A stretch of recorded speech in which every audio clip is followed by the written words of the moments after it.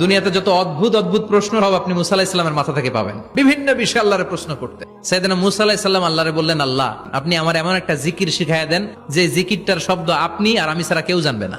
দিনে রাতে সব সময় এই জিকির আমি করব, আপনারে ডাকবো, কিন্তু শর্ত হলো এই জিকিরটা জানবে শুধু আপনি আর জানবো শুধু আমি। আল্লাহ বললেন, মুসা পড়ো লা ইলাহা ইল্লাল্লাহ।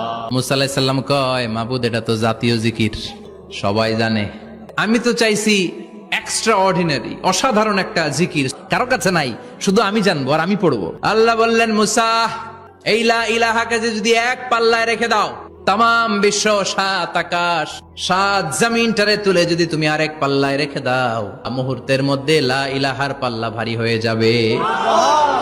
ও মুসা, তুমি যতই এক্সক্লুসিভ জিকির চাও, লা ইলাহার চেয়ে দামি জিকির আমার কাছে নাই।